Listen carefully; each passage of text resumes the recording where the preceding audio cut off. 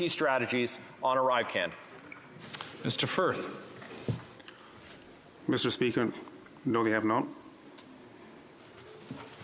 The honourable member from Leeds, Grenville, Thousand Islands and Rideau Lakes. The procurement watchdog found numerous examples where GC Strategies, quote, had simply copied and pasted, end quote, information to prove the people GC Strategies found to do work on ArriveCan actually did it. Question, has the government asked GC Strategies to repay the money paid to GC Strategies for ArriveCan? Mr. Firth. Mr. Speaker, the numbers that were provided by the Ombudsman and from Public Works we found were inaccurate when we did our assessments. And secondly, we have not been asked to pay any money back. The honourable member from Leeds, Grenville, Thousand Islands and Rideau Lakes. For how many contracts did GC Strategies copy and paste the exact same information? Mr. Firth. Mr. Speaker, we've never copied and pasted to win any contract. The honourable member from Leeds, Grenville, Thousand Islands and Rideau Lakes. Speaker, we know from committee testimony that Mr. Firth has admitted to doing exactly that. Today, media reports that Mr. Firth's property was raided by the Royal Canadian Mounted Police. What crime are they investigating? Mr. Firth. Mr. Speaker, that's correct. There was a search warrant, not an arrest warrant, for my property to obtain electronic goods surrounding the Butler allegations. The honourable member from Leeds, Grenville, Thousand Islands and Rideau Lakes. The Royal Canadian Mounted Police have also confirmed that GC Strategies and ArriveCan are under police investigation. Has the RCMP contacted Mr. Firth about those allegations related specifically to this Prime Minister's $60 million Arrive scam? Mr. Firth. Mr. Speaker, the RCMP has only reached out to us regarding Butler. The honourable member from Leeds, Grenville, Thousand Islands and Rideau Lakes. In the search of Mr. Firth's home, did the RCMP take only electronic devices, or were there documents, cell phones, or any other information? Mr. Firth. Mr. Speaker, I wasn't at my premises when the search was being taken, so I cannot comment on that. I don't have that information. The honourable member from Leeds, Grenville, Thousand Islands and Rideau Lakes. Does Mr. Firth know if the property of his partner Darren Anthony has been searched by the RCMP? Mr. Firth. Mr. Speaker, as of this morning, it had not. The honourable member from Leeds, Grenville, Thousand Islands and Rideau Lakes. GC Strategies is two guys in a basement taking 30% commissions on multi-million-dollar contracts that they had no value to, but have endorsements from senior NDP Liberal government officials. On the endorsements, question, who was the Government of Canada Chief Information Officer who offered a quote? Mr. Firth.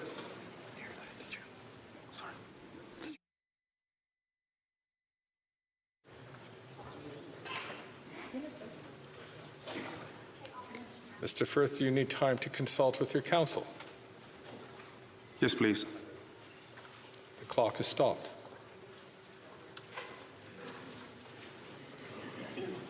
Mr. Firth? The clock is still stopped. Could you please repeat the question to the honourable member from Leeds, Grenville, Thousand Island and Rideau Lakes? Speaker, GC Strategies is two guys in a basement taking 30% commissions on multi-million-dollar contracts that they had no value to, but have endorsements from senior NDP Liberal government officials. On point of order, the honourable member from New Westminster Burnaby is rising on his feet. Yeah, thank you very much, Mr. Speaker. I would appreciate the official opposition to approach this with some dignity. There is no NDP Liberal government. So I would expect that he would ask his questions in the appropriate form, please, through you, Mr. Speaker. I thank the honourable member from New Westminster Burnaby. Indeed, that is the case. I will ask the honourable member if he could just reframe his question. It's a pertinent question, as it is. The honourable member from Leeds, Grenville, Thousand Island, Rideau Lakes. This company has done no work on the multi-million-dollar contracts that they've been given by this Liberal government, supported by the NDP. On the endorsements on their website, Who was the Government of Canada Chief Information Officer who provided an endorsement? Mr. Firth. Mr. Speaker, we gave that information over, and the name was Paul Girard. The honourable member from Leeds, Grenville, Thousand Islands and Rideau Lakes. Are all of the subcontractors that GC Strategies uses Canadian companies? Mr. Firth. Can you write it down? Mr. Speaker, can I get clarification? Is that period or during the ArriveCAN application? The honourable member from Leeds, Grenville, Thousand Islands and Rideau Lakes. Subcontractors used on Government of Canada contracts. Mr. Firth. Every company that we represent and we work with for government contracts have valid Canadian security clearances. The honourable member from Leeds, Grenville, Thousand Islands and Rideau Lakes. Speaker, not an answer to the question that I asked. Does Mr. Firth have any knowledge or involvement in the reviews for the ArriveCAN app on either the Apple Store or the Google Play Store being artificially amplified or paid for? Any knowledge at all? Mr. Firth. Mr. Speaker, I know those services exist, but I have no knowledge whether or not they're executed. The honourable member from Leeds, Grenville, Thousand Island and Rideau Lakes. Bring my time to the member for Carleton Trail, Eagle Creek, please. The honourable member from Carleton Trail, Eagle Creek, has 4 minutes left. Mr. Speaker, the Procurement Ombudsman found that 76% of resources named in bids on the ArriveCAN contracts did no work and were switched out for other companies. He termed this the bait and switch, which is often used to sub out expensive subcontractors for cheaper ones, allowing the middlemen to take home more profit. Did Mr. Firth switch out any of his proposed resources on the ArriveCAN application contracts? Mr. Firth. Mr. Speaker, we were part of the 24% that didn't. Every resource we proposed that were called up for task authorizations were given to the Government of Canada. The honourable member from Carleton Trail, Eagle Creek. Mr. Speaker, through you, has Mr. Firth ever engaged in bait and switch in any of his contracts with the Government of Canada? Mr. Firth. Mr. Speaker, we were asked to replace resources all the time, depending on if there's discrepancies with their experience, whether they're not working very well, or whether or not they need to move on to another project. They're contractors, so we replace resources frequently under the guidance of the client. The honourable member from Carleton Trail, Eagle Creek. But before she continues, I would like to let you know that we've discovered a little discrepancy in the time. She'll have an additional 30 seconds. So she has 3 minutes left on the clock. Mr. Speaker, the Auditor General found in her ArriveCAN report that Mr. Firth sat at the table with public servants to draft the requirements for a contract worth $25 million that he was later awarded and thereby was setting the price. Through you, what are the names of those public servants? Mr. Firth. Again, Mr. Speaker, that name was provided in the questions, and the government official's name was Diane Daly. The honourable member from Carleton Trail, Eagle Creek. Thank you very much, Mr. Speaker. That is in direct contradiction to the name that was submitted by Mr. Firth as a direct answer to this question from me at a committee last month. Why is the answer changing today? Mr. Firth. Mr. Speaker, the question posed to me was who did I speak with in May of 2022 prior to the contract award, and that was the procurement lady, which was the name I gave. But subsequently there was a question by Mr. Genius that was posed very similar to the honourable members, and that was who was I engaged with at CBSA when discussing suggestions, and that was Diane Daly. The honourable member from Carleton Trail, Eagle Creek. Mr. Speaker, the Auditor General also found that the CBSA advised KPMG, a multinational consulting firm, that they would be a subcontractor under his two-person middleman company. At committee, the Deputy Auditor General confirmed this would allow Mr. Firth and GC Strategies to take an additional 20% cut of the contract, despite not even doing the work to get them as a subcontractor. How many times have public servants provided him with subcontractors? Mr. Firth. Mr. Speaker, I don't know. I don't know the answer to that question. It is common for, once you have an existing contract in place, for a client to engage your services to help bring on a subject matter expert that they wouldn't otherwise have access to, or typically, because contracting takes quite a long time, to actually bring them in if it's a time-sensitive deliverable. The honourable member from Carlton Trail Eagle Creek has 30 seconds left. Mr. Speaker, I will take that to mean that the public servants have provided him with subcontractors many times. Thank you. Mr. Firth? Again, Mr. Speaker, I'm not being elusive. I do not know the answer to that question. Thank the honourable member. On va passer maintenant à l'honorable député. The honourable member for Beauport-Limoilou. Thank you, Mr. Speaker. I'd like to start these questions by touching once again upon some parts of my speech last week. Unfortunately, we are facing a historic situation caused by various problems. For example, the inconsistency of some information that we received, some information that was inconsistent within itself and also with information received from other sources. In addition, it has taken a great deal of time to receive written responses and requested documents. In some cases, the delay was up to 18 months. That said, I would add that the answers were received, although only after a great deal of delay and insistence. But nonetheless, they were in the end received, these answers. As I was saying, my questions today aim to understand processes, to understand gaps within the public service and its workings and procedures. I am not a court, and I have no intention of being one. I do not want this to turn into a court of popular opinion. I would invite people to focus on our role, finding the flaws in the system, in the organization, in processes, all of this in order to then fix the problems. I would add that, crucially, these flaws are nothing new. Many processes were implemented many years ago by the minister at the time, the Conservative minister, Ms. Ambrose. My first question. Mr. Speaker, I would like to know what skills and training were required in order to become a talent recruiter. Je vais permettre un peu de temps pour M. Firth d'écouter la... I will ensure that Mr. Firth has heard the interpretation, and that will not take away from the honourable member's time. Firth. Mr. Speaker, I believe I understood the question.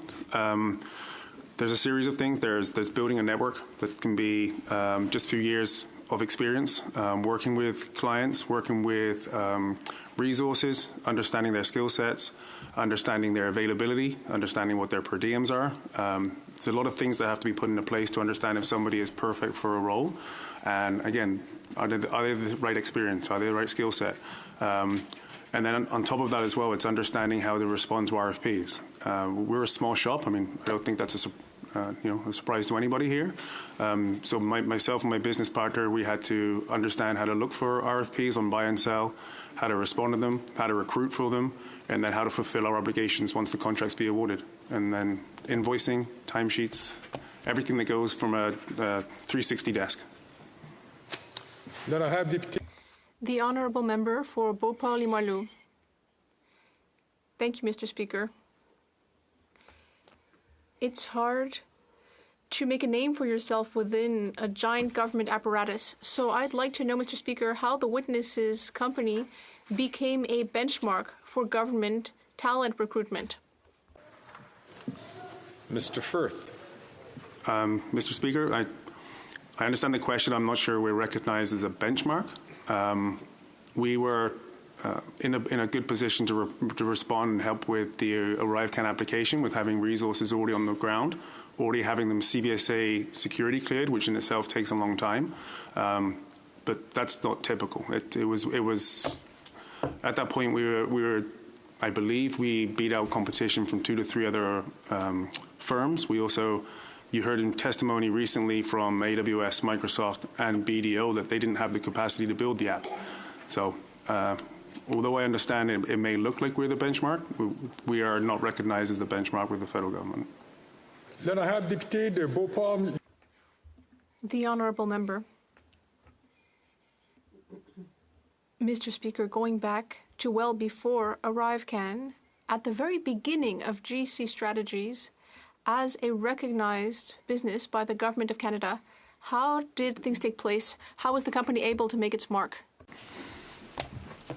Mr. Speaker, actually for the first 2 years GC Strategies was in business, we actually were building corporate requirements. We were trying to get onto supply arrangements like TBIPs and SBIPs and ProServe and all the mechanisms to go after business. I mean, granted, they were bluebirds, which is basically means you had no idea these things were hitting the street.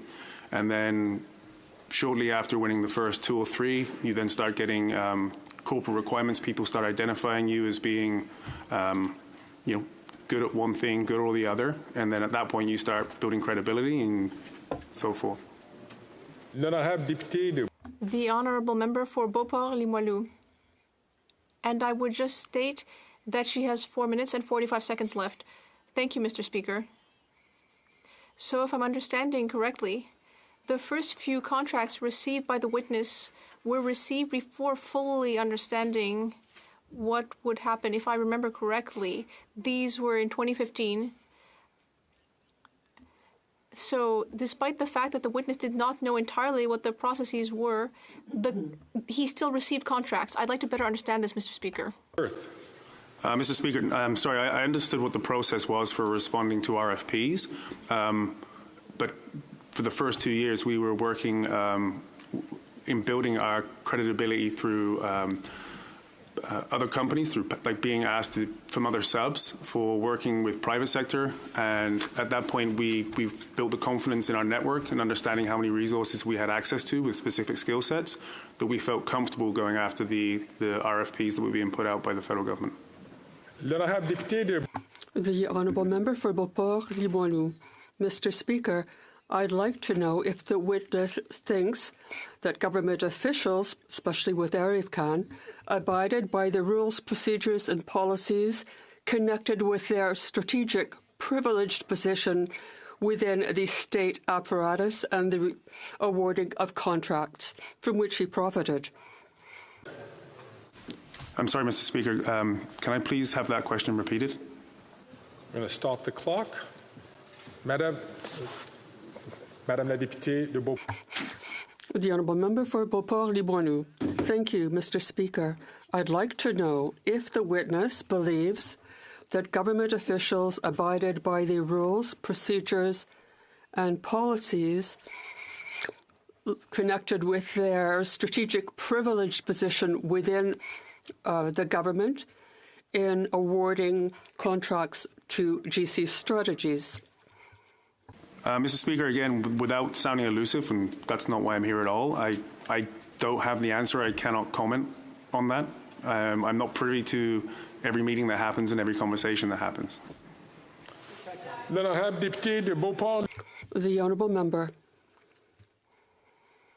Mr. Speaker, I understand that the witness does not understand the rules of the public service, but the officials with whom he was in contact, did any of them say that they could not do certain things because, as officials, this did not abide by the rules? Mr. Speaker, no, they did not. The honourable member for Beauport-Limoilou. Mr. Speaker, the Auditor General mentioned that members of GC Strategies drew up the criteria for contracts for the contract that they themselves won.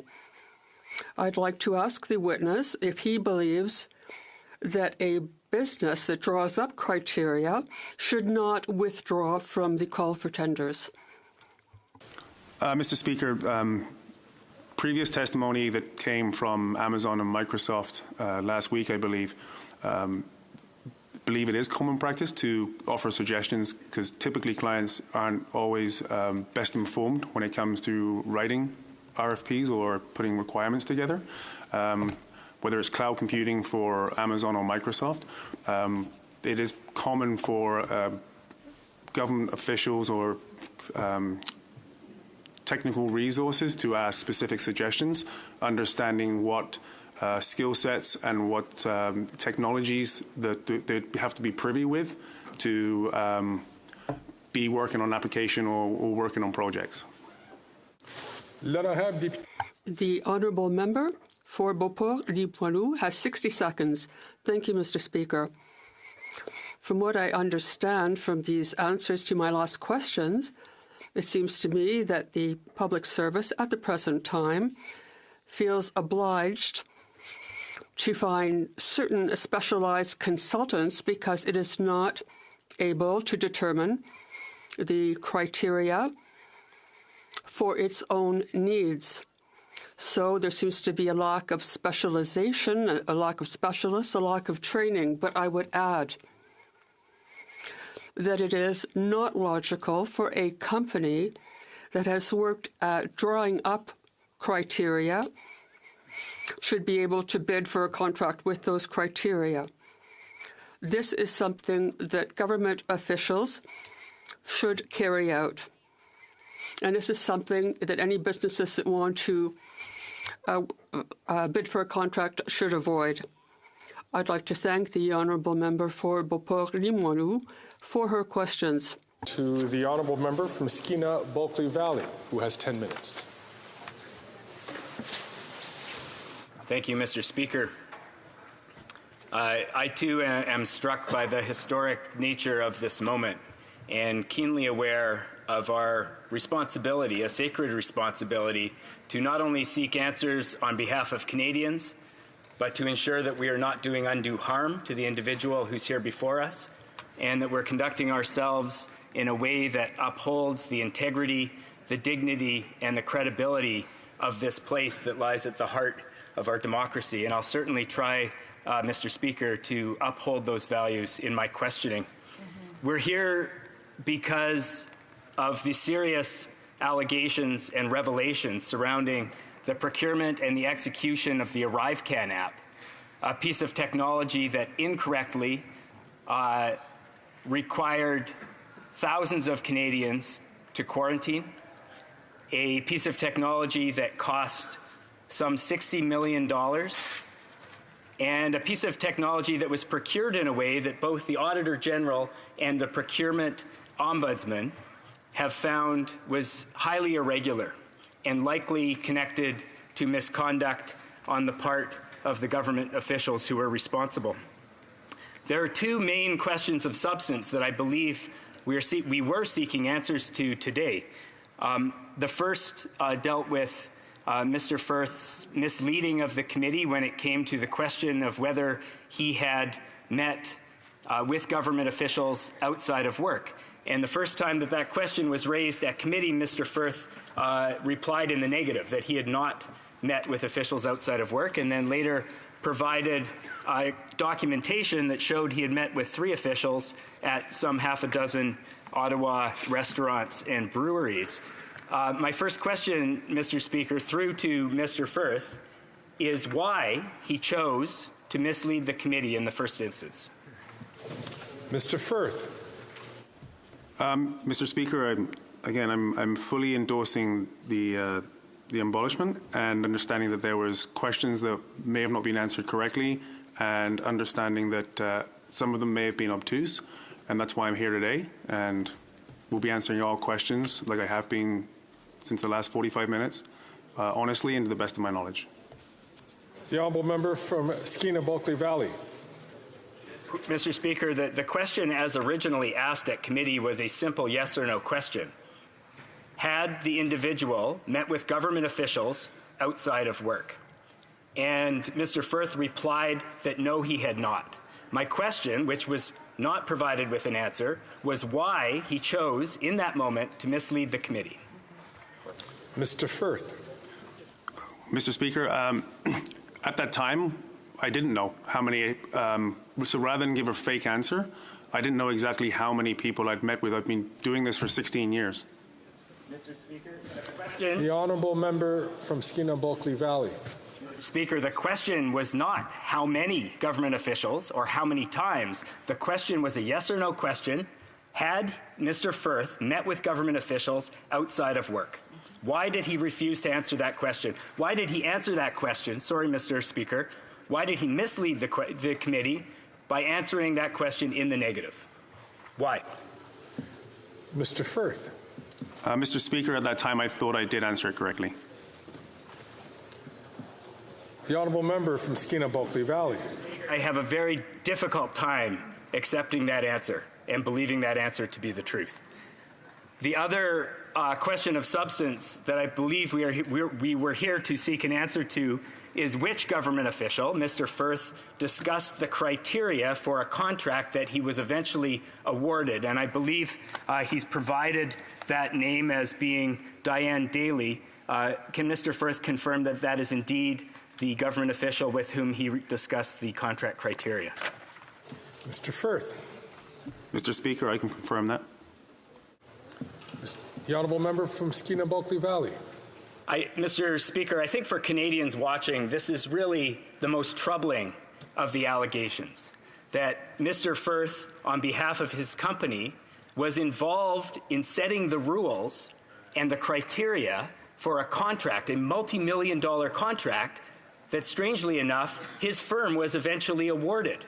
To most Canadians, this would look like, and I won't exaggerate, it would look like a rigged system that is designed to benefit Ottawa insiders and make it more difficult for entrepreneurs and small businesses in this country to do work for the government.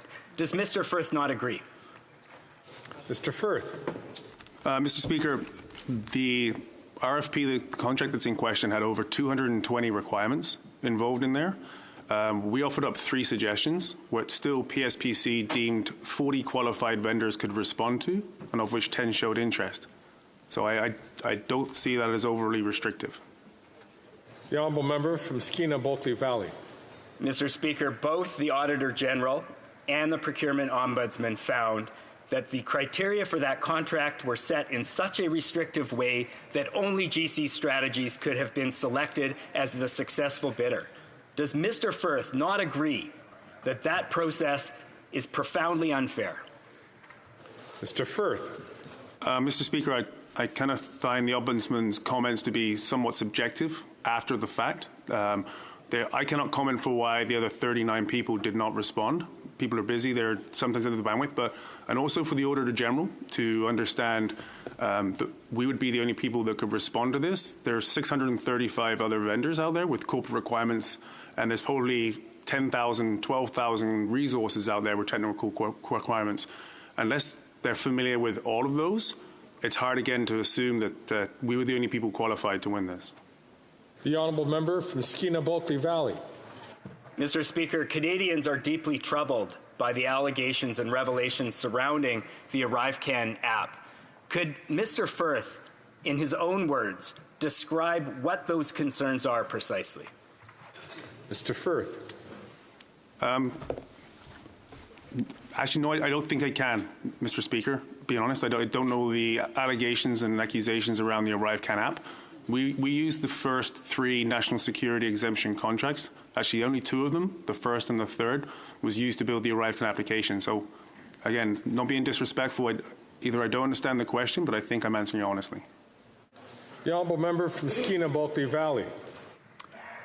At committee, Mr. Speaker, when Mr. Firth was asked about which government official he discussed contract criteria with, he refused to answer, citing the fact that the RCMP were now involved at some level in looking into the circumstances surrounding the ArriveCan app.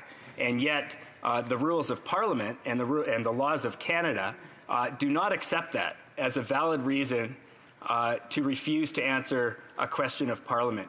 Does Mr. Firth accept the fact that the rules required him at the time to provide a full answer to our questions at committee?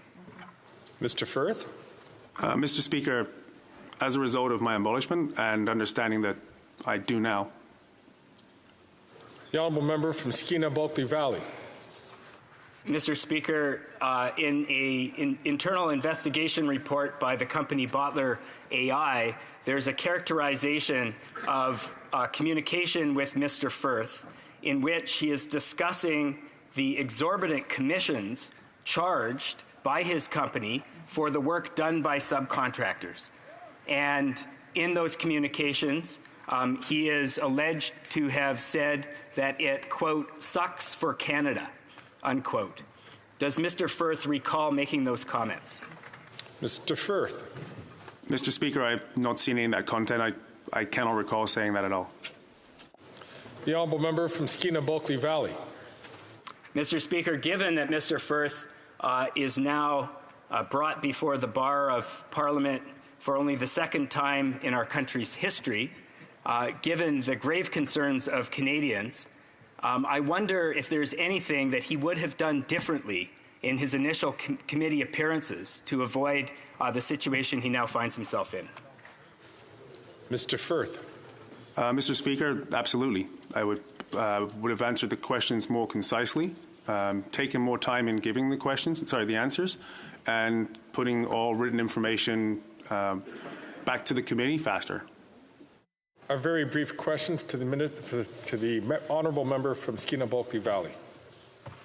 Speaker, earlier Mr. Firth said that no one has asked him to pay back the commission that he earned. I would ask that given that the Auditor General found the government overpaid for the ArriveCAN app, given that the app itself didn't work and sent thousands to quarantine incorrectly, given that the Auditor General has called the record keeping around those contracts some of the worst that she has ever seen, given that 76% of the subcontractors did zero or little work, and given that GC Strategies bills itself as a recruitment firm but doesn't recruit, given all of that and the fact that Mr. Firth took $2.5 million in commission for very little work, will he give that money back?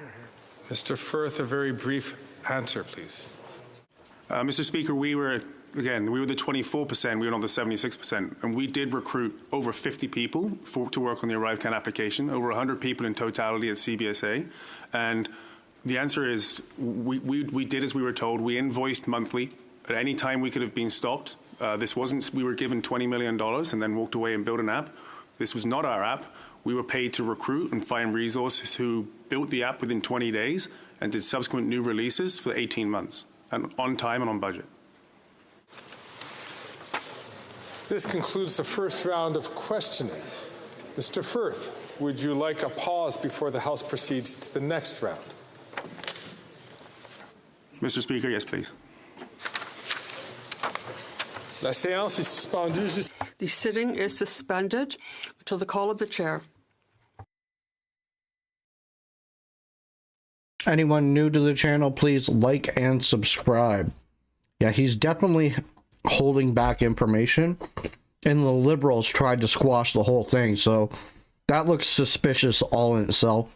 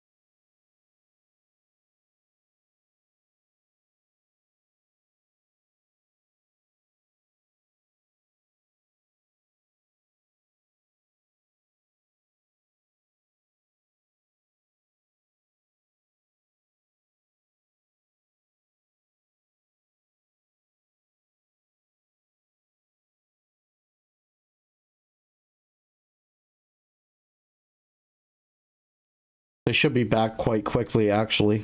They normally, if they suspend like this it's very short.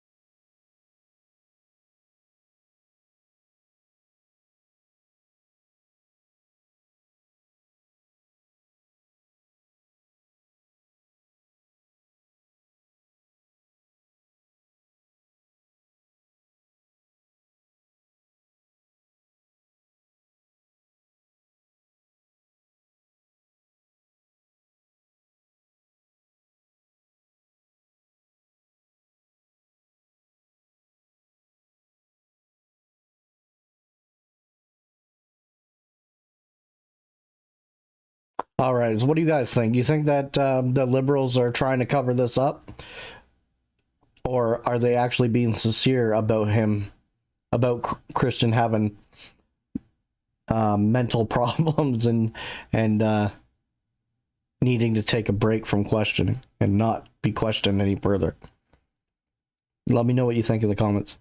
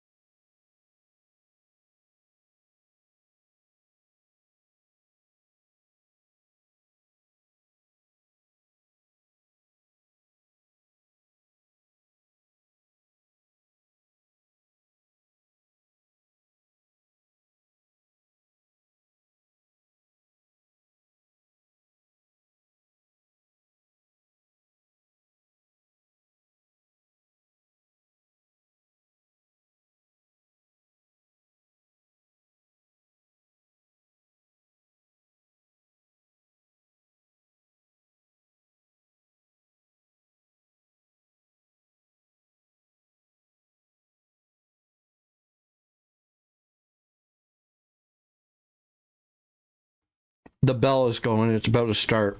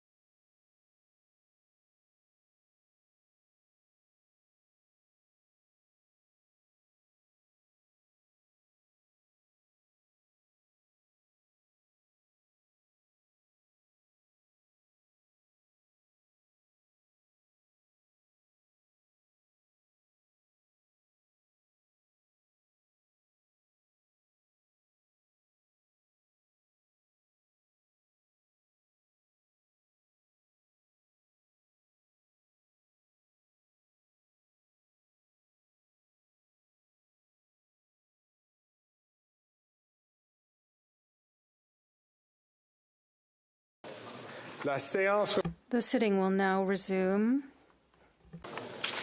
Before we continue with our business, there is some other business that I have to get done. It is my duty, pursuant to Standing Order 38, to inform the House that questions to be raised tonight at the time of adjournment are as follows. Conformément à la Pursuant to Standing Order 38, it is my duty to inform the House that the questions to be raised tonight at the time of adjournment are as follows. The honourable member for Calgary Rocky Ridge.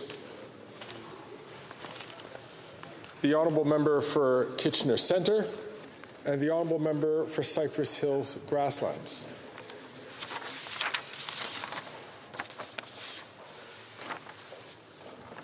The House will now proceed to the second round of questions. La Chambre procédera maintenant. The House will now proceed to the second round of questions. Each recognized party will have 10 minutes. We'll have 10 minutes. I wish to remind honourable members that all questions are to be addressed through the chair. J'aimerais rappeler aux honorables. I wish to remind honourable members that all questions are to be addressed through the chair. L'honorable leader. The Honourable Leader of the Government. We will move on to the Honourable Member for Mégantic-l'Érable. Mr. Speaker, I would like to know first from the witness, what are the Butler allegations that led to the search of the residence by the RCMP? Mr. Speaker, I'm not aware of the allegations. There were 6 points on the search warrant, and I think they weren't very specific to any specific allegation. But from previous testimonies, I'm understanding that it was fraudulent billing and resume fraud. The Honourable Member for Mégantic-l'Érable.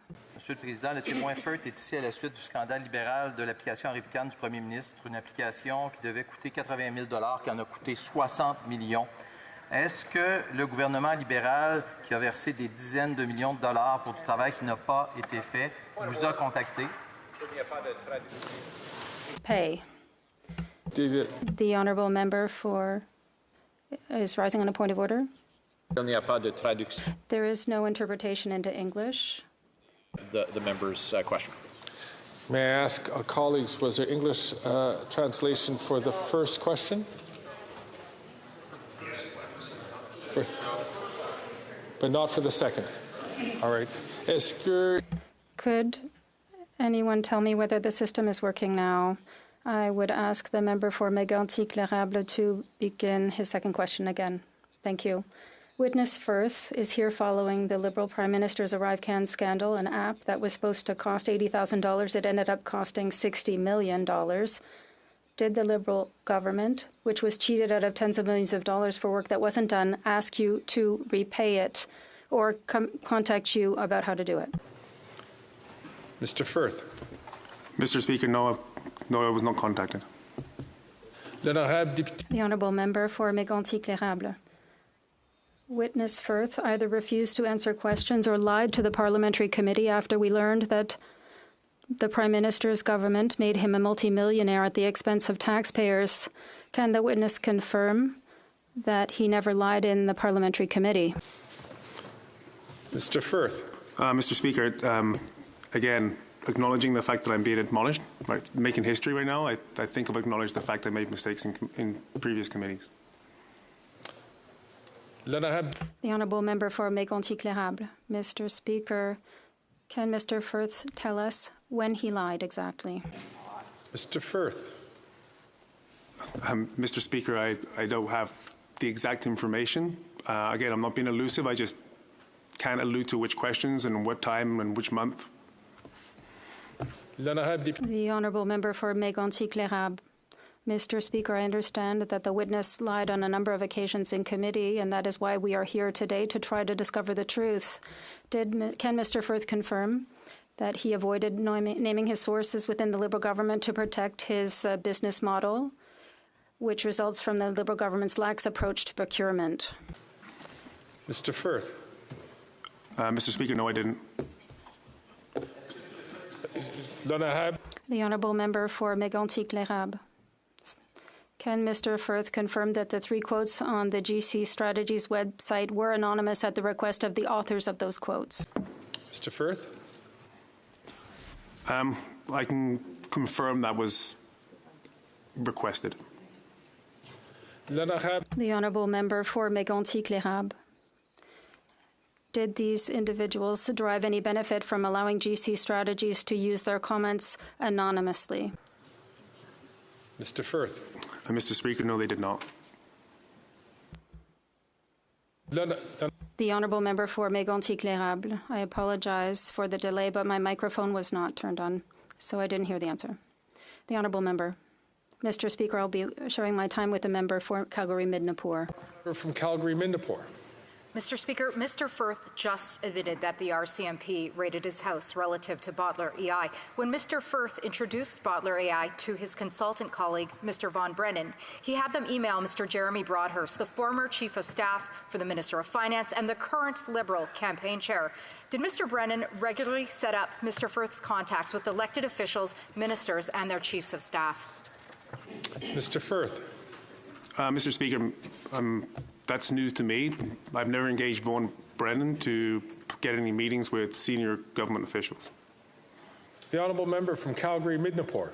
Mr. Firth aware that Mr. Brennan's wife works for Procurement Canada? Mr. Firth.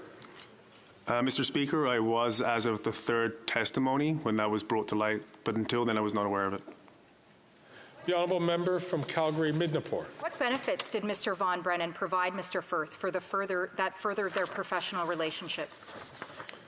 Mr. Firth. Mr. Speaker, Von Brennan never provided anything outside of just the work we would give him on a per diem time and material basis for a government department. The honourable member from Calgary-Midnapore. Mr. Speaker, Mr. Firth submitted that he was meeting with government officials outside of government offices. Where did Mr. Firth meet Paul Girard, former CIO of TBS? Mr. Firth. Mr. Speaker, I've met Paul Girard at Starbucks on 99 Metcalfe. The honourable member from Calgary-Midnapore. What did Mr. Firth discuss at this meeting? Mr. Firth.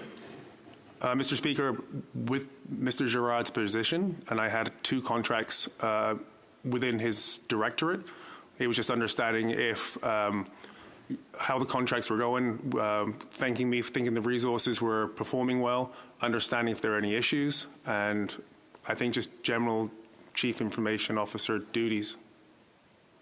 The honourable member from Calgary-Midnapore. Where did Mr. Firth meet Monsieur Philippe Johnston, former CIO at NRC? Mr. Firth. Mr. Speaker, could Baton Rouge, that was underneath where his department was, or it could have been a coffee shop? The honourable member from Calgary-Midnapore. What did Mr. Firth discuss at this meeting? Mr. Firth. So, Mr. Speaker, at that time is very similar to Mr. Girard. We had contracts within Mr. Johnson's department, and I think it was just a health check on the contracts, making sure that my resources were performing. If they weren't, then they'd let me know this and we'd replace them. 30 seconds left to the honourable member from Calgary-Midnapore. Mr. Firth has made connections and met with public servants for over a decade, wining and dining them for contracts. Officials became comfortable with the system. Officials allowed Mr. Firth to charge millions because they weren't willing to follow the rules and used Mr. Firth as their way easily out of accountability. Through you, Mr. Speaker, Mr. Firth, who are you protecting in this corrupt system? Mr. Firth. Mr. Speaker, I'm not protecting anybody. I'm just going about my business like an IT staffing firm does. The honourable member from Brantford-Brant. Mr. Speaker, all my questions will be through you. Did Mr. Firth review the content of the search warrant executed on his house yesterday? Mr. Firth. Yeah, I skimmed through the 6 pages, yes. The honourable member from Brantford-Brant. Did the search warrant specify a forgery pursuant to 366 of the Criminal Code and fraud pursuant to Section 380 of the Criminal Code of Canada? Mr. Firth. Again, Mr. Speaker, I'd skimmed through, and to answer honestly, I cannot give that answer accurately. The honourable member from Brantford-Brant. Mr. Firth admitted that he altered 2 resumes, replacing a 2-month internship with 51 months of professional experience. On another occasion, he inflated 7 years of experience to 12. He claimed that this was a mistake. He didn't have consent to manipulate the resumes. Isn't that correct? Mr. Firth. Mr. Speaker, we've mentioned this previously in previous testimonies, but we encourage the RCMP to do investigation into the Bottler allegations, whether it's fraud over 5,000, because we believe it's going to exonerate us. The honourable member from Brantford Brant. He clearly didn't answer the question. I'll move on. How many other times has Mr. Firth altered materials and resumes to the government since 2015? Mr. Firth.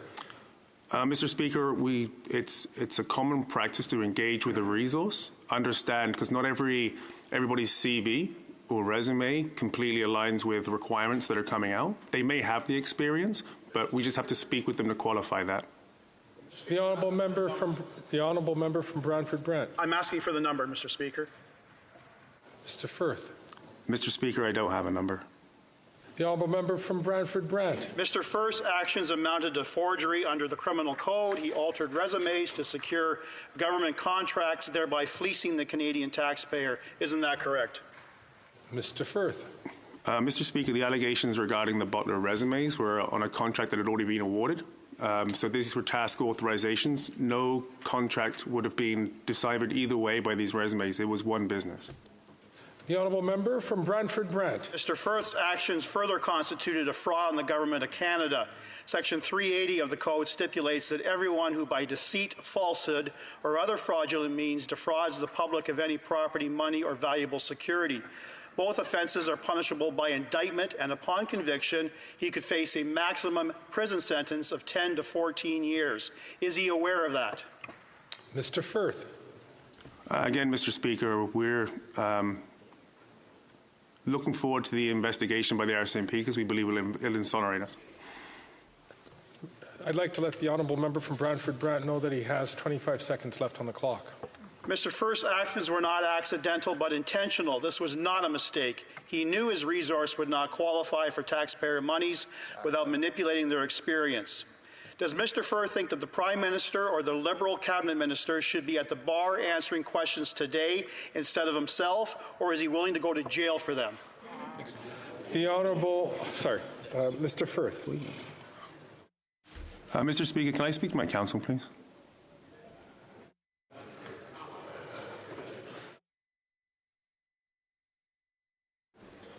Mr. Firth? Mr. Speaker, I'm not even sure what the question is there. Yeah, neither are we.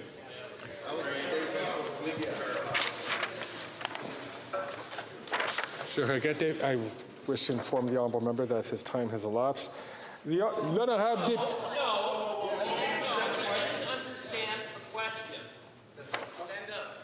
Well, I have to.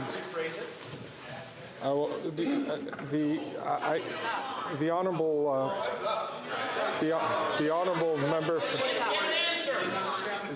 member from Brantford Brant. I'd like to inform him, and we will be able to show him this on the record. But actually, by the time you had finished your question, you had already elapsed the time that you had had. I respect that, Mr. Speaker. He clearly indicated he didn't understand the question. In terms of fairness to Mr. Firth, he should be afforded an opportunity to be rephrasing the question, perhaps slower, so we can understand it and respond accordingly. Point of order. Point of order. The honourable member, the honourable deputy government house leader. Thank you, Mr. Speaker. You started off today about talking about the importance of decorum, and I do not think it's appropriate for the member opposite to be challenging the Speaker when the rules, as you expressed them, were very clear. The time has expired. That means we move on to the next person, and he should not be challenging this chair.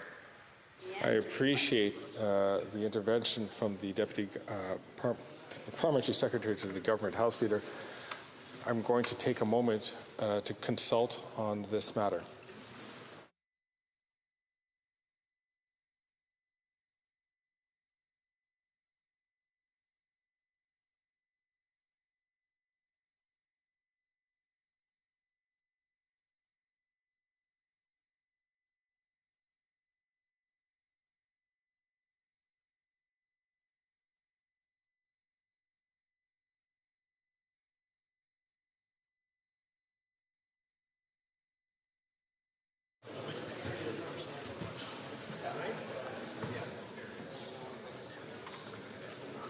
The chair is going to permit the honourable member from Brantford Brant to please put a question within 10 seconds so that the witness, Mr. Firth, can answer the question. Does Mr. Firth think that he should be solely responsible for this scam, or should the Prime Minister, the Liberal cabinet ministers, and certain members of the Liberal backbench should be at this bar facing consequences, legal consequences? Mr. Firth. Mr. Speaker, I'm sorry, again, I don't want to be elusive. I can't comment on this. That's kind of speculative, and I'm not sure what I can do here. L'honorable député de Terrebonne. The honourable member for Terrebonne. Mr. Speaker, far be it from me to defend the Canadian Parliament. After all, it's an institution that I would like Quebec to no longer owe anything to one day. But I do want to defend the principles that are embodied by this Parliament, respecting democratic institutions and the parliamentary democracy that Quebec is part of. A few weeks ago, the Auditor General's office tabled a report on the management of the ArriveCan app. According to her, the Auditor General, the management of this application was the worst she had seen in her career. It was supposed to cost $80,000 and in the end cost $60 million. Also in the AG report, we learned that a two-person business whose owner is here now pocketed more than $19 million for this project. That company, GC Strategies. We also learned that this ArriveCan file was only the tip of the iceberg. Recently, it was revealed that GC Strategies and its forerunner, Corridor Systems Consulting, received nearly $108 million in contracts from 2011. And manual searches found more additional contracts. We also learned in the AG report and others that there were various other things like whiskey tastings, dinners, golf tournaments, and others. These social occasions involved both Kristian Firth, the witness here today, and government officials. So it's perfectly healthy in a self-respecting democracy that parliamentarians who are responsible for ensuring that the state apparatus works well, it's completely appropriate that they closely examine what happened to ensure that it doesn't happen again.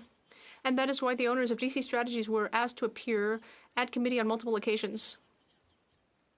Mr. Kristian Firth refused to answer numerous questions and compromised parliamentarians' work by not sending requested documents within a reasonable time. He even lied at committee, and he refused to send a list of public servants that he did business with. He did send it just now, but it is not complete, according to what we heard at committee. It's very clear that this points to major problems at the level of procurement. For nearly 50 years, it's been so hard to pre-select companies for the government to do business with that SMEs that don't actually offer any service of their own end up receiving commissions to indirectly put the government into contact with the companies that will actually do the work. It's completely absurd, Mr. Speaker. And here we have a person who profited from a broken system and pushed that to an extreme. I'll give an example. When the CBSA identified KPMG as being a business that it wanted to work with and that was already in the list of pre-approved businesses, CBSA contacted KPMG and the work was going to be done, but then a CBSA public servant called KPMG to announce that there would be an intermediary in the contract, which was GC Strategies. And we learned that Mr. Kristian Firth met with KPMG in that file, and that's exactly the problem, Mr. Speaker. It's that Kristian Firth and his two-person business did not deliver even the service that they said they would, a headhunting service, a recruitment service, that they did nothing, and that nonetheless they pocketed $84,000. So my question for Mr. Firth, does he think that taxpayers got value for their money for this $84,000? Mr. Firth. Mr. Speaker, thank you for the question. The reality is this is common practice for people with existing contracts. They get subcontractors to come through their company because typically the time to procure directly, even if you're an existing one of the 635 vendors that could do work with the government, it takes too long. So again, I was not aware of the file and what the urgency was and the deliverables, but I did know that there was timelines were very tight. So my assumption, again, this is being speculative, was they were leveraging the contract that I had because it needed to be done quickly. The Honourable Member for Talbot. Mr. Speaker, based on what we heard at committee, public servants were doing their they're doing best for contracts to be granted quickly, which is why in certain cases there were uncompetitive RFPs. So once again, we're hearing contradictory things. According to Mr. Firth, why didn't this public servant just pick up the phone, call KPMG? Why did they instead tell KPMG that there would be an intermediary who would get $84,000 for doing nothing? Why does he think the public servant did that? Mr. Firth. Mr. Speaker, again, not being elusive, I can't comment on why somebody picked up the phone in a government organisation and made a call. The Honourable Member for Talbot. Mr. Speaker, does Mr. Firth have a number in mind for the value of gifts in kind or money that was offered to public servants in exchange for contracts? Mr. Speaker, yeah, that number is zero. The Honourable Member for Talbot. Mr. Speaker, to sum up, Mr. Firth never paid for a coffee, a restaurant meal, a golf game, whiskey tasting, despite everything we heard at committee? Mr. Firth. Mr. Speaker, yeah, I've admitted I would go out and I would invite government employees to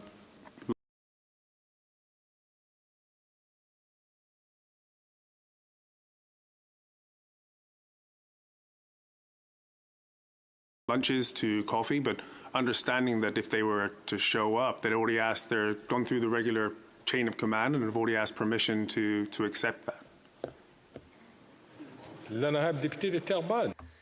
The Honourable Member for Talbot. Well, this is a good example of a contradiction. We went from saying that the amount is zero to admitting that indeed there were dinners, golf games, whiskey tastings with dozens of federal public servants and so on. So I will repeat my question then. What's the number there, whether it be in kind or in money?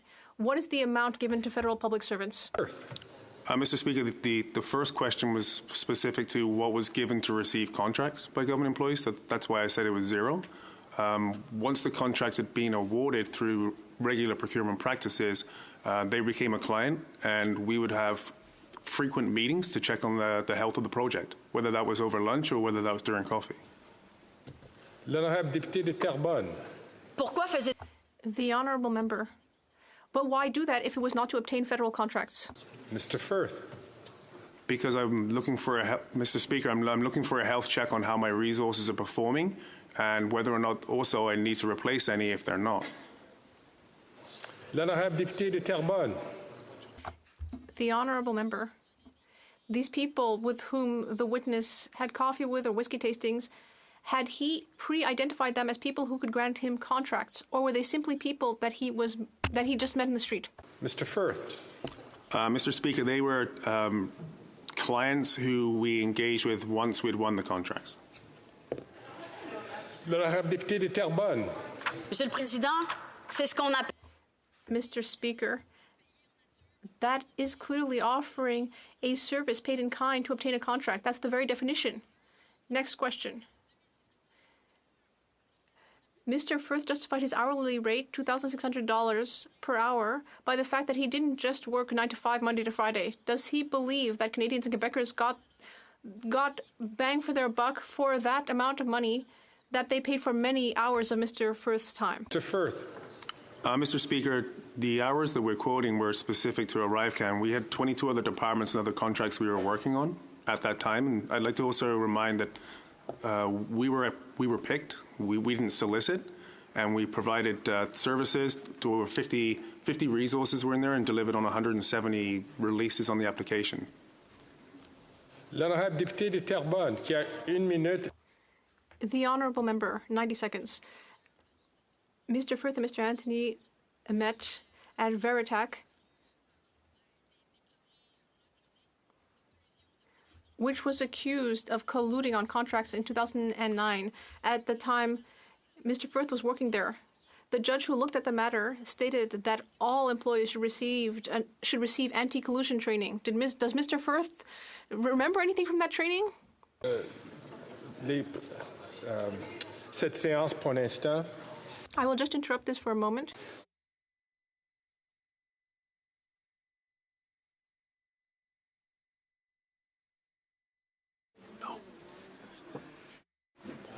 Mr. Firth. Mr. Speaker, in 2009 at Veritech, I was a recruiter. I was not involved in the sales cycle whatsoever, so I don't think I had training in 2009. L'honorable député de Terrebonne. The honourable member for Terrebonne. Well, even a recruiter is considered an employee of a business, so that's a real shame. What we see here today, Mr. Speaker, is that there's a real problem in procurement, and there's been a loss of control when it comes to gifts accepted by public servants, as we've seen today. So I think that CBSA, which was one of the main government agencies to offer contracts to GC Strategies, should be placed under examination because Quebecers and Canadians need to get back the money that was wasted on this business and others. Mr. Firth, if you would like to answer, you have about 13 seconds. Mr. Speaker, I know we can stop the clock. Can I please have the question again? Please, I wasn't getting through in my headphones very well. On va demander l'honorable député de Terrebonne à répéter. I will ask the member to repeat. Mr. Speaker, does the witness agree that if public servants didn't respect internal procedures, they should either lose their jobs or, if this is a generalized problem at the CBSA, that agency should be placed under monitoring? Mr. Speaker, I believe if there's any wrongdoing that's been found, there should be repercussions.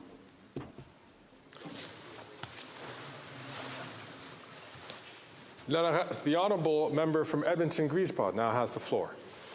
Thank you very much, Mr. Speaker. And I think Canadians across the country, members of Parliament, are disappointed, not just in the dramatic failure of the procurement system in our country to address the real issues of value for money, but it sheds light on what is a terrible instance of reporting, missing information, lost invoicing, and we don't even know the total amount today. Mr. Speaker, this is a serious and grave matter facing our country, and one that stems back now decades. We heard that through testimony at the Public Accounts Committee, to which I'm a member, several times from other contractors that would speak to us about the tremendous vulnerability that exists in Canada's procurement system, but also exists in the lack of investment in our public sector. According to the Globe and Mail, for instance, since 2017, GC Strategies has received $46 million in federal funding. The flow of tax dollars to GC has increased steadily each year, growing from $32.6 million in the 2016-2017 fiscal year to $80.3 million in the 21-22 fiscal year. Now, according to the Auditor General, GC Strategies ArriveCan app cost Canadians almost $60 million. And the total is still undetermined due to that very lack of documentation and paper trail, a serious and grave error in and of itself. On top of that, we noticed that this vulnerability of our public service and procurement creates a system where insiders are able to profit in extreme amounts because of a system that doesn't have the proper accountability, that doesn't have the proper follow-through, and albeit in this particular instance, lack of proper procurement. Canadians are rightly disappointed. Not only that, they're angry with the very real fact that Canadians wake up every single day, they go to work, they pay their taxes, and they do everything right. And then to be told that the tax dollar that they work so hard for isn't going to closing the gaps in social or economic outcomes or material benefit for Canadians, but is going towards the dramatic outsourcing of jobs that Canadians in our public service could do. I recognize that not all IT services, of course, can be dealt with here at the House of Commons or in our public service, but that a great deal of it could. So my question's now through you, Mr. Speaker, to Mr. Firth. When did Mr. Firth first start doing contracts and business with the Government of Canada? Mr. Firth. Mr. Speaker, my first contract would probably mean 2011. The honourable member from Edmonton-Griesbach. What are the names of your various companies that have contracted or subcontracted with the Government of Canada since that time? Mr. Firth. Mr. Speaker, I can't probably remember them all, but do as best I can. So, Sorry, can I get qualification on that question, please? We'll stop the clock. Do you need to consult with your... Or I'm not certain what you're asking me, Mr. Firth. Mr. Speaker, I just want qualifications if you're speaking about my companies or companies that we do sub work through. The honourable member from Edmonton Griesbach. Mr. Speaker, I'm inquiring as to the names of the companies that he is the owner or co-owner of since the time of 2011 that has been doing business with the Government of Canada. Mr. Firth. Mr. Speaker, the only IT staffing firm I've had is GC Strategies as an owner. We were not part of Codale. The honourable member from Edmonton Griesbach. Does Mr. Firth believe the work that his company has done, GC Strategies, in relation to ArriveCAN was good money for Canadian dollar? Mr. Firth? Mr. Speaker, I believe the team we put forward, and again, as attested to by AWS, Microsoft, and BDO, were the only ones at that point that had capacity to build this application. So I'd say yes. The honourable member from Edmonton Griesbach. Mr. Speaker, Mr. Firth in the past has spoken about his worries or concerns or even at times perceived rejection of the Auditor General's report, in particular to this fact as well in regards to dollar or value for money. What does Mr. Firth have to say in relation to the Auditor General's report on value for money? Mr. Firth. Mr. Speaker, I'm not questioning the report. I'm just, again, it's the inputs that were given to the report. There's a big delta between the 19.1 million that that the AG's report claimed that we used to build the application versus the 11. But because of the financial system and the tagging for other projects associated, because these contracts were pandemic response contracts, they weren't specific to ArriveCAN app, I can understand why there's a discrepancy. Member for Edmonton Griesbach. Now, Mr. Speaker, Canadians know that when our public service does the job, that they're doing it knowing that the most important piece to that is the outcome for Canadians, making sure that the service is truly up to the standard that Canadians expect. When we outsource that work, when we take that job away from the public sector, when we take it away from those who work for the better good of our country, it comes with a price. It comes with commission and it comes with profit by the private sector in this particular instance. So how much money did Mr. Firth take home from these contracts? Firth? Mr. Speaker, again, not being elusive, I don't have that exact number in front of me. Sorry. The honourable member from Edmonton Griesbach. Mr. Speaker, it's difficult to not be able to supply such a number when, as a matter of fact, the company would have been the responsible for not only issuing invoices or issuing the amount owed to them, but it's also up to an owner of a company to administer and to have paperwork for their employees, including themselves if they're paid. Does Mr. Firth suggest that he hasn't paid himself or hasn't kept track of payments to himself? And if not, how can we in this chamber are able to get this information and what he supplied in writing later? Mr. Firth. Mr. Speaker, sorry, I can answer that question. I just don't have the answer right in front of me right now. Like I was not given a set of questions that will be coming at me in the next hour and 20 minutes. Sorry. Mr. Firth, there was a second part to that question. Can I ask the honourable member to repeat it, please? Clock is stopped.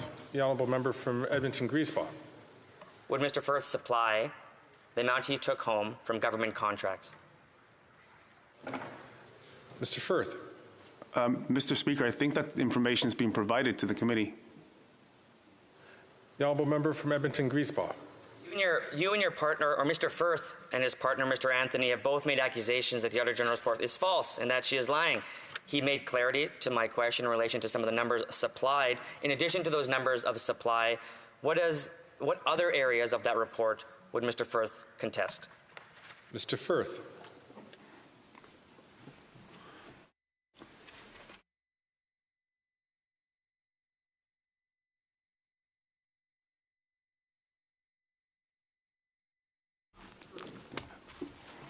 Off the top of my head, Mr. Speaker, the numbers one is the one that's caused the most media attention, and so that would be the one that I would be more focused on making sure that was corrected.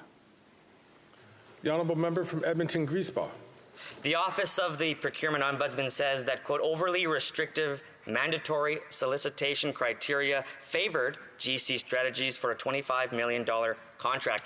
GC Strategies had been involved in the development of their requirements, which were included by the CBSA in a request for proposal for a contract ultimately won by Mr. Firth. To be clear, Mr. Firth's company, GC Strategies, by evidence of the Ombudsman, participated in the recommendations set out in a request for proposal to which Mr. Firth's company applied and was awarded a contract. Does Mr. Firth understand that the Auditor General concluded in that investigation that there was no evidence to the effect that GC Strategies supplied a proposal even to get this contract? Can Mr. Firth please explain how and who from the CBSA requested information related to a contract like the one that they were recipient of, and what aspects of that proposal did Mr. Firth supply for requirement? Mr. Firth. Mr. Speaker, I'd like just a quick clarification on the question. The Auditor General identified no proposal for the national security exemption ones, not I don't think the one that we're discussing right now. Mr. Griesbach. I'm sorry, the honourable member from Edmonton-Griesbach. In what capacity was Mr. Firth involved in developing and contributing to the CBSA requirements for the ArriveCAN contract? Mr. Firth. Mr. Speaker, the previously mentioned there are 220 requirements in that RFP. There were 3 suggestions we put forward, understanding that they need to know the technology stack, they need to know the types of resources they would need. From that point onwards, that was everything. And the 220 other requirements were all public information that could be obtained through buy and sell or any other RFP that's hit the street. And on top of that as well, it was PSPC that still deemed 40 qualified vendors who could respond to this RFP. The honourable member from Edmonton-Griesbach. Can Mr. Firth please explain the process, in particular the timeline of events, that enabled Mr. Firth's contribution to that RFP? Mr. Firth. Mr. Speaker, I was approached in May of 2021, I believe, for suggestions and understanding what kind of requirements they would need for a team to continue the work. And I believe the contract was awarded a year later, and there was no conversation in between that. The honourable member from Edmonton-Griesbach has 20 seconds on the clock. Does Mr. Firth believe that to be a conflict of interest? Mr. Firth. Mr. Speaker, I do not. Again, these were 3 suggestions of 220 that went through multiple levels, that went through multiple departments before it being even awarded and evaluated. This concludes the second round of questioning. Mr. Firth, would you like a pause before the House proceeds to the next round of questions? Mr. Speaker, yes, please. La séance est suspendue jusqu'à la... The sitting is suspended to the call of the chair.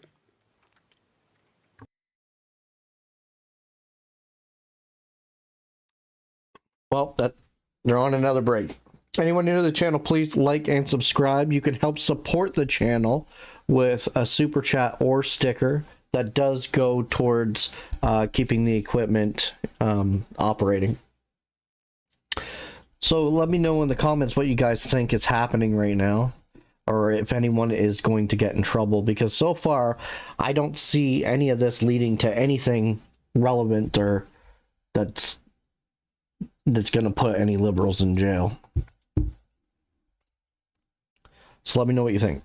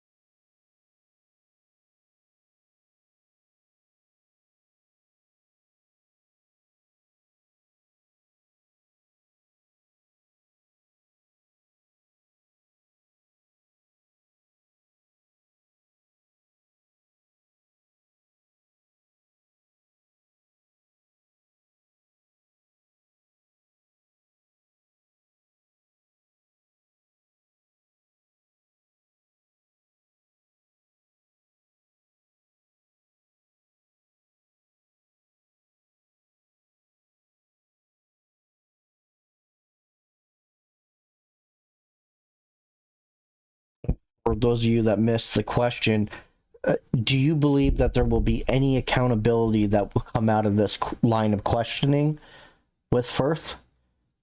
Or is it just going to end the same way all the other committees have ended, with nothing, no answers, just back at square one?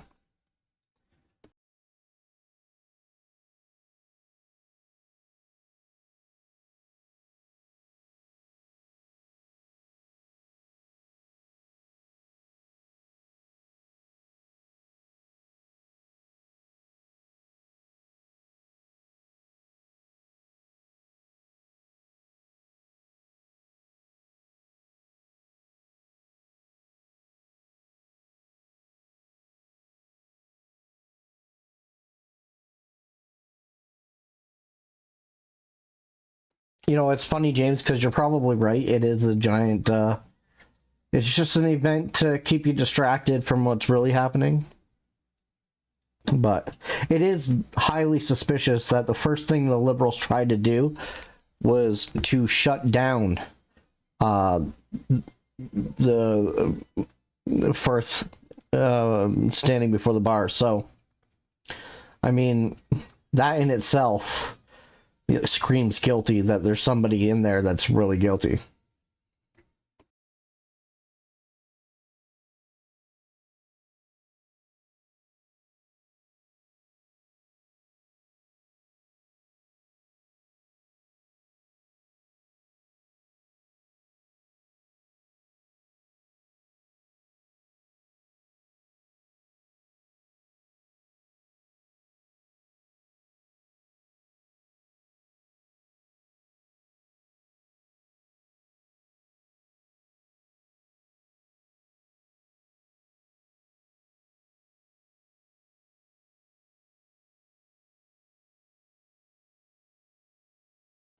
The second part of my question was, do you feel that there will be any accountability that comes out of this line of questioning to Firth standing before the bar?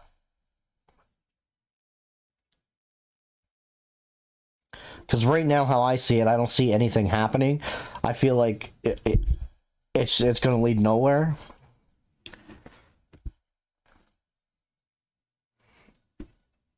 Like, Firth's got his lawyer there too, so you know he's going to be very careful as to what he says. And as you could tell by some of his answers, he tried to avoid actually answering with non-answers. So you know that he's still going to hide stuff. But it does seem like Firth is covering up for some Liberals, and the Liberals are trying to shut down accountability.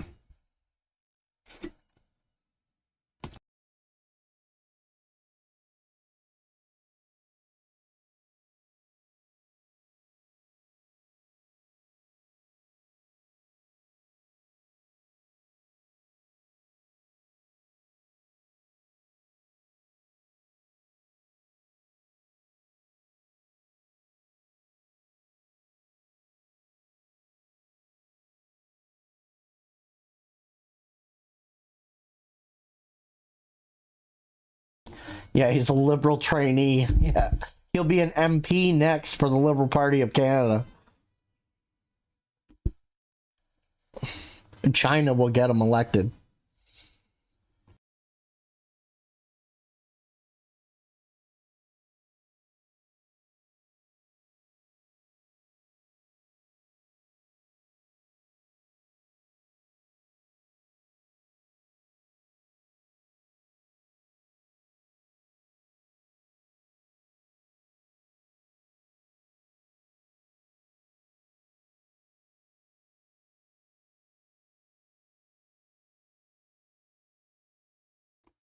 How much this process alone is costing taxpayers? I think they said it's like $80-some odd thousand an hour to run the House of Commons. It's a ridiculous amount of money.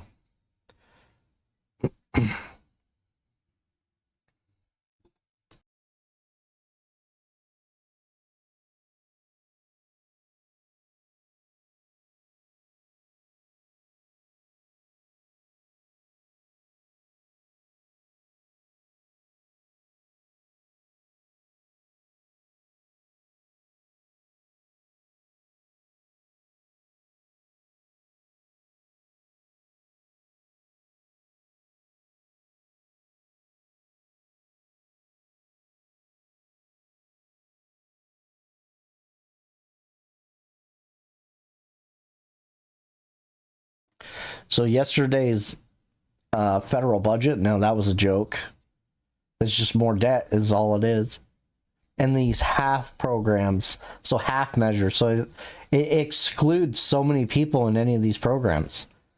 Like, so diabetics and older people, they completely skim past millions of Canadians.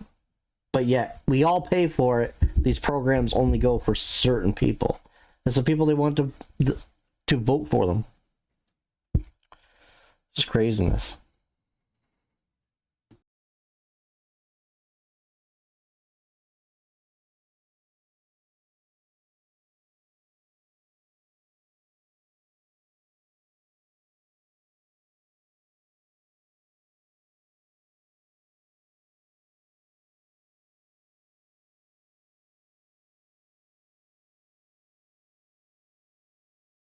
Well, there won't be a specific vote on the budget. It typically, when the budget, it comes out in pieces and they vote on it. So it'll be one part of the budget and then they'll, vote in the House on that part and then another part. The Conservatives are the Conservatives and the Bloc are never going to let them pass that whole budget. So the 5-minute bell's ringing now, so the House is going to go back into session in a couple minutes.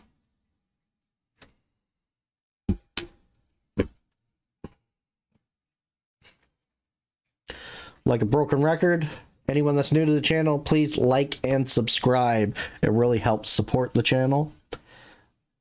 Since my channel's not really being shown to a lot of people, YouTube just stopped promoting it, so it's up to you guys to share my content.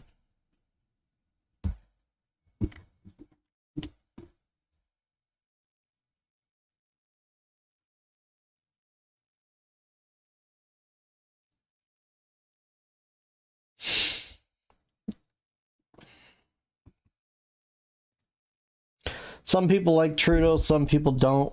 I can't stand him.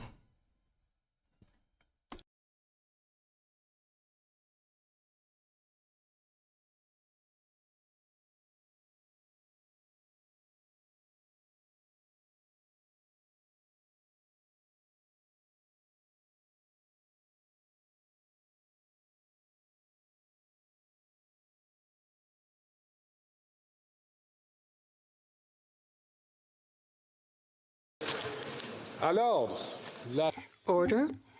The sitting will now resume. Sitting will now resume. The House will now proceed to the third round of questions. Each recognized party and the Green Party will have 5 minutes. La Chambre procédera.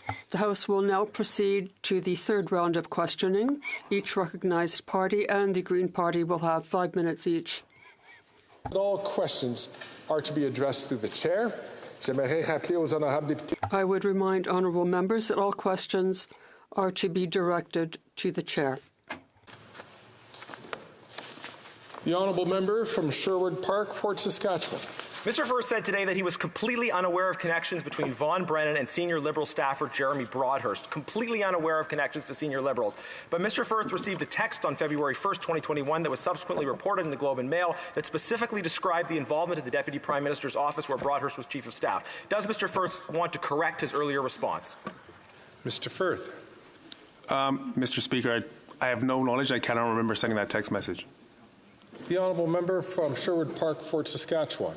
Mr. Firth received a text message on February 1st, 2021. It was reported in the Globe and Mail. That report in the Globe and Mail, along with other information, sparked subsequent hearings at the Government Operations Committee. Is Mr. Firth claiming he didn't read that article or the text? He skims. Mr. Firth. Mr. Speaker, I cannot remember that text message and I can't remember that article.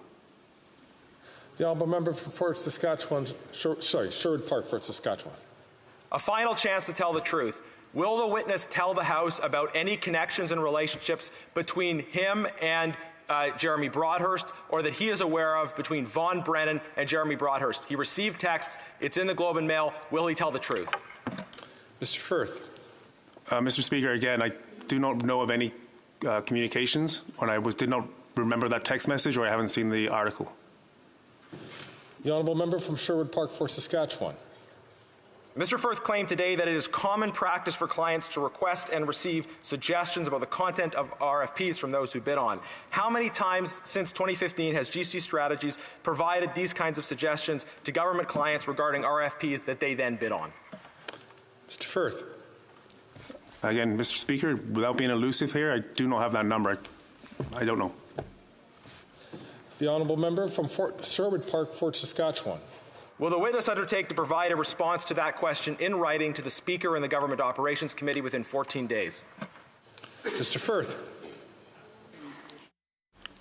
Mr. Speaker, we were kind of spoken to previously. Do we have to provide information to the House? I'm going to pause the session while I consult the chair.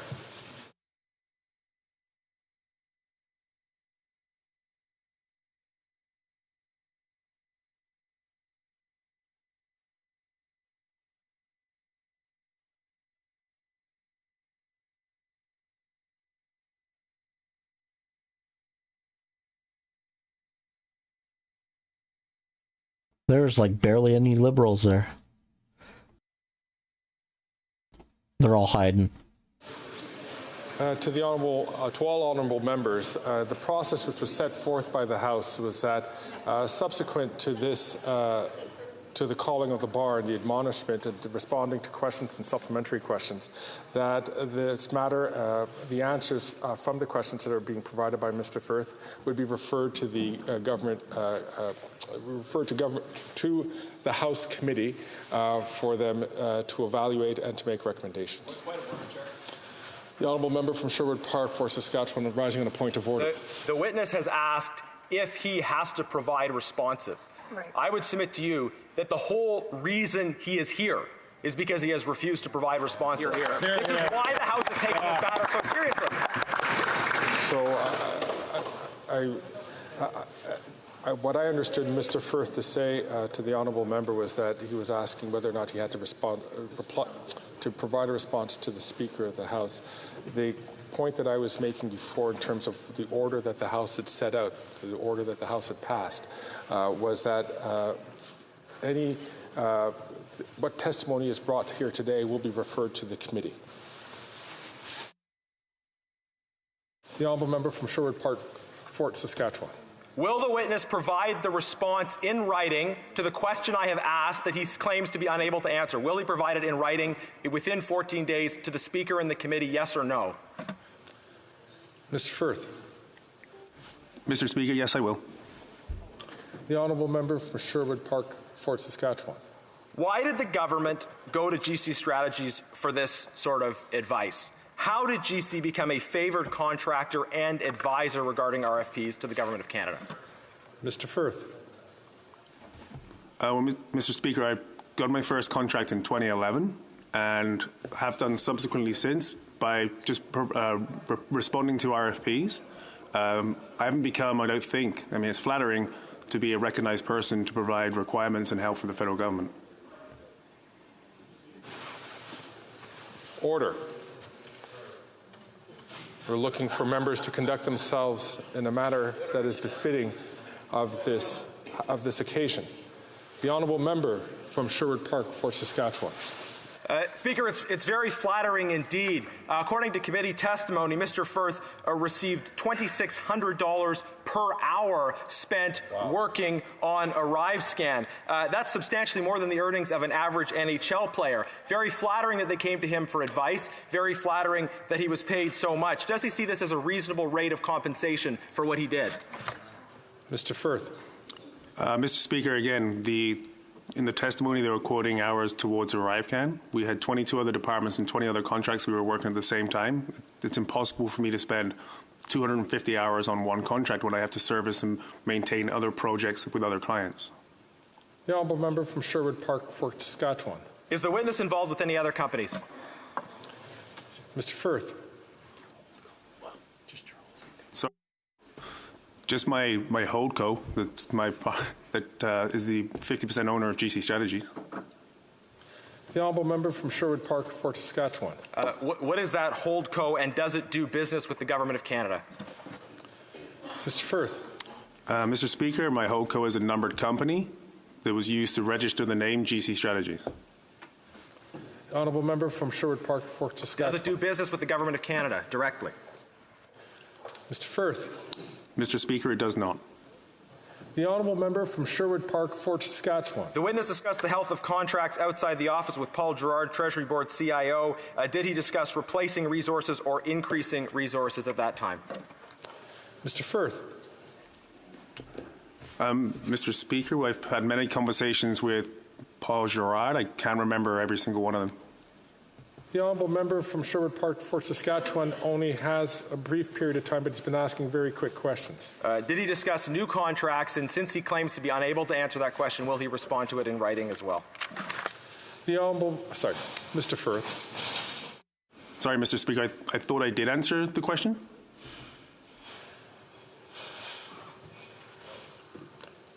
I'm going to ask the honourable member from Sherwood Park, Fort Saskatchewan to rephrase the question.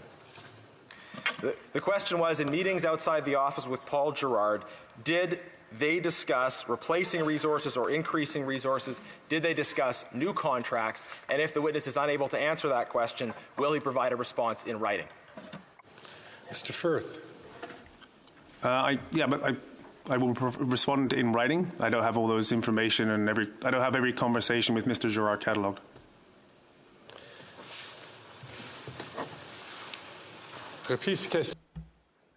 Questioning by the member for La Prairie. Thank you, Mr. Speaker. Earlier, the witness mentioned that he had doctored 2 CVs that led to the attribution of the contracts. Mr. Speaker, I don't think I said that earlier. The honourable member for La Prairie. I'm convinced that he did. I was here. I don't understand why he said that he didn't say that, because earlier the Conservative mentioned, did you doctor 2 CVs? He said yes, but after the contracts were awarded. Did I misunderstand? Mr. Speaker, I didn't say I doctored 2 resumes. I said that the business was already won. I didn't amend any resumes to win any contracts. And the contracts were for the resumes were for a task authorization that was already won business. The honourable member for La Prairie. He didn't say that he then amended the contracts after. The CVs after. Mr. Speaker, I've never amended a contract. The honourable member for La Prairie. Earlier, our witness said that public servants got changes after the contracts were given. Is that what he said? Mr. Speaker, sorry, I do not understand the question. We will suspend the clock, and I will invite the member for La Prairie to ask his question once again. I'm ready. Can I go?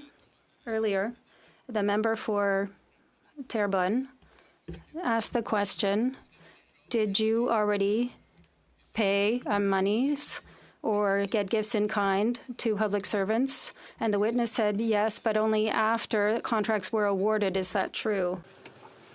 Mr. Firth. Mr. Speaker, yeah, we don't give gifts and do bribes to win contracts. The honourable member for La Prairie. He said earlier that he paid for restaurants or things like this to public servants, but he said that he did after contracts were awarded. Is that true? Mr. Firth. Mr. Speaker, that's correct. We would always, once a contract's been awarded, you want to have a relationship with your client to understand if your resources are doing a good job or if they're not, and try and pivot and move as fast as possible to replace them. The fact that the invitation went out and the officials showed up suggested that they followed the code of conduct and they'd already asked permission from their superiors. The honourable member for La Prairie. So for a public servant, for him is the client. Is that correct? Mr. Firth. Mr. Speaker, if we're doing government business, correct. The honourable member for La Prairie.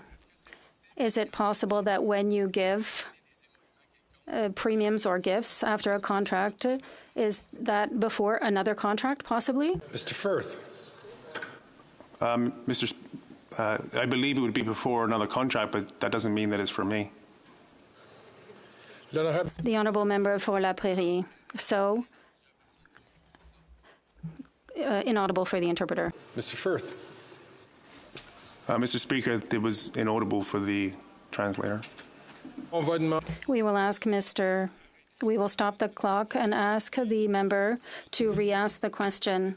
If I may, Mr. Speaker, I will conclude based on what we heard today. So it's normal for border services to deal with GC strategies, to give them $19 million without having exceptional skills or that they be necessary in obtaining contracts or the disclosure of contracts. We also have to accept the fact that public servants got gifts before or after. It's not clear. We have to accept the fact that GC strategies help to draft contracts and tenders because the Border Services Agency doesn't have the skills to know its own needs and its own criteria when the time comes to develop a tender or request for a proposal. And this is very concerning, and we are supposed to find this normal that somebody would get $84,000 for nothing. And we're talking about this money for which nothing was done. So here who is at fault here? That's the question. Perhaps it's the Canada Border Services Agency's fault, perhaps at the tip of the iceberg, but it's not normal, Mr. Speaker. Listen. The Auditor General said that this was the worst bookkeeping she'd ever seen. This is not normal right now. The Canada Border Services Agency is working on a system to record imports, GCRA, and the committee of the House of Commons said that there are a number of irregularities. It's of concern that this agency continues to do its work after what we've heard today, and this government and this agency must be more responsible. It must be under trusteeship. We must get the money back, taxpayers' money that was spent for reasons that we still don't understand, Mr. Speaker. Thank you. Mr. Firth, if you would like to, although there might not have been a question, if you'd like to make a comment, I'll allow you this time to do so. Mr. Speaker, I'm good. Thank you. Reprise de question. Resuming the questions, the Honourable Member for New Westminster, Burnaby. The Honourable Member from New Westminster, Burnaby. Thank you, Mr. Speaker. Now that, through you to Mr. Firth, now that you're aware of the powers of Parliament, I wanted to ask through you to Mr. Firth whether he regrets not answering the questions that were asked of him, not once, not twice, but 3 times at the Government Operations Committee. Mr. Speaker, absolutely. I've sent that in writing to, I believe, to all members of Parliament prior to coming here for apologies for that. The Honourable Member from New Westminster, Burnaby. I would like to know if Mr. Firth met with any members of Parliament during the process for the RFP, for the contract for ArriveCan, or during the contract process. Mr. Firth. Mr. Speaker, no, I did not. Honourable Member from New Westminster, Burnaby. Thank you very much, Mr. Speaker. I would like to know if Mr. Firth, outside of the committees where he has been brought to formally, if he has ever met or spoken with any members of Parliament from, regardless of which party. Mr. Firth. Mr. Speaker, can I speak to my counsel for 2 seconds, please? Clock is stopped.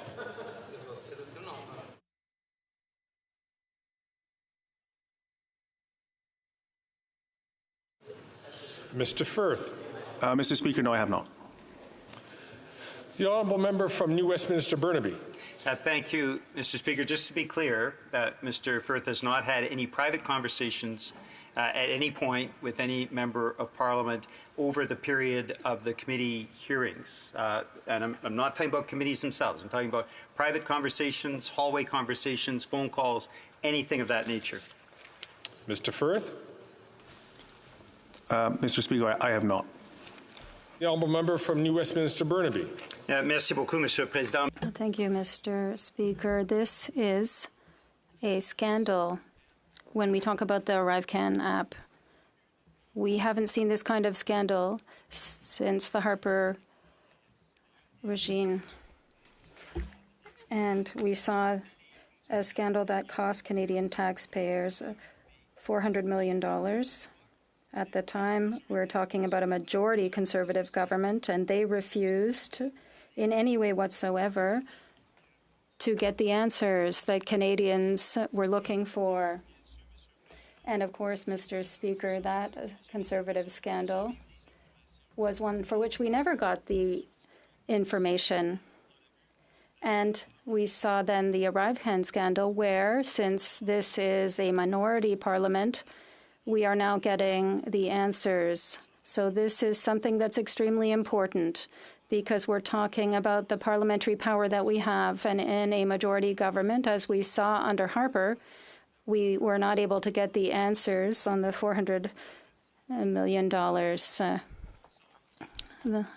that disappeared under the Conservatives without any transparency. Today, we have the possibility, however, of getting more answers, and I think that this is important. So Mr. Firth, he talked earlier about the fact that he influenced, if I understood, 3 elements only of the 230 requirements in those contracts. Is Mr. Firth saying that he did not influence the contract, or is he saying that he didn't influence the scandal as much as is claimed? Mr. Speaker, the answer is correct to both of those. I had no influence at all on the contract award, and I had no influence on the ArriveCan scandal. The Honourable Member for New Westminster Burnaby.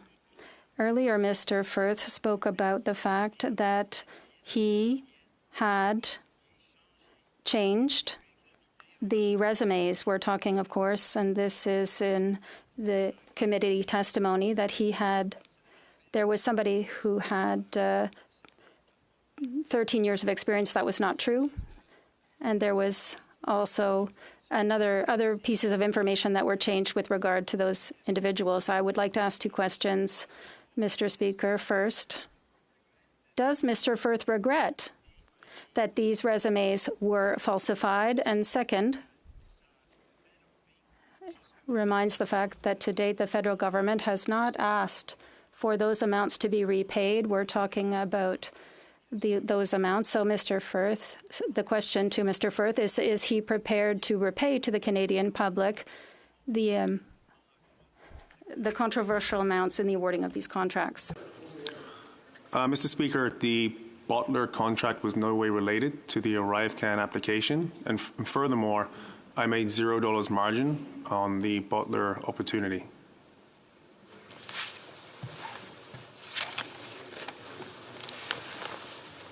Maintenant, c'est en reprise des questions. Resuming questions, the Honourable Member for Saanich Gulf Islands. The Honourable Member from Saanich Gulf Islands. Thank you, Mr. Speaker. I appreciate the opportunity to participate in this historic, unprecedented occasion. I'd like to put this question through you, Mr. Speaker, to Mr. Firth. I know he will not have them with him at the moment, but will he provide to Parliament, through the Speaker and to the Operations Committee, the full list of all website domains that he has registered or requested to be registered in pursuit of his business as an IT staffing firm?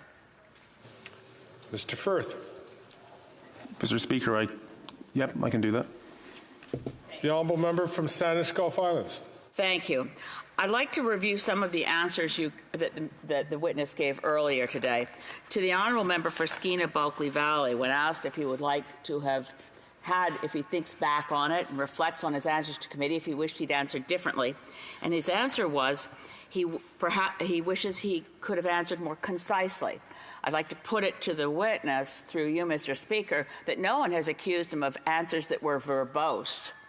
He's been accused of and found to have answered in ways that were evasive and dishonest. Would he like to amend his answer to say he wishes he had answered honestly in the first instance?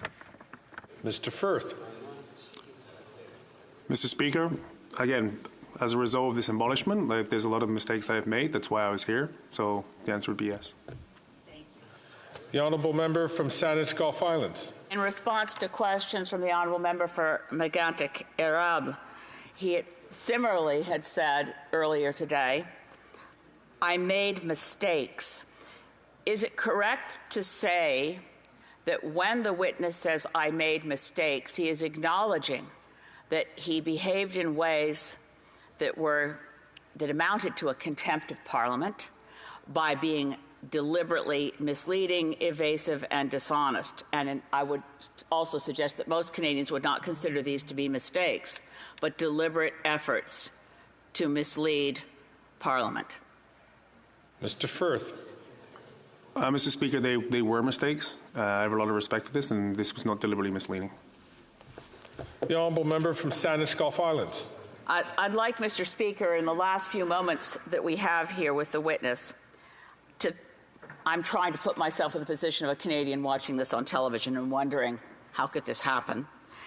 I think it's clear on a factual basis and respecting this place and everyone in it that there's been here, this example, as the Auditor General has found, as the Ombudsman has found, an appalling failure of our procurement process that's completely unacceptable. And the individuals involved in GC strategies, particularly Mr. Firth and his partner, have benefited personally from what can best be described as extremely dodgy business practices. I'd like to ask on behalf of the people of Canada and it's an obvious question, I'm not suggesting there is an answer, but I'd like to ask Mr. Firth, is he a member of any political party? Does he donate to any particular party?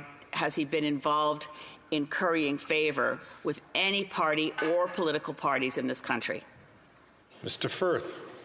Mr. Speaker, no, I have not.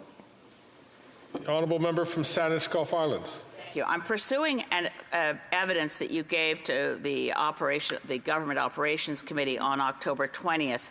It's a very interesting skill set which you have, which Mr. Speaker, which the witness has to obtain these various contracts. Mr. Firth said that between, quote, my business partner Darren and me, we have 30 years of experience dealing with IT companies, or whether dealing with independent consultants, or we have the luxury of dealing with true subject matter firms. We build a network in which we know the people. Is it the case, to ask the witness, that the business experience, which gained him millions of dollars in personal benefit, amount to having an extensive Rolodex of people in the Ottawa area whom he entertains? Mr. Firth. Mr. Speaker, it has afforded us the luxury of having a large Rolodex of resources we can use and get them contracts within the federal government. Remaining very brief question to the honourable member from Saanich Gulf Islands.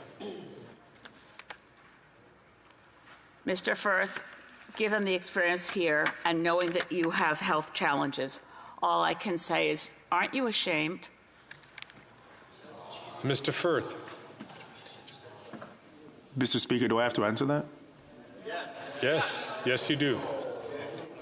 No, I am not ashamed. I think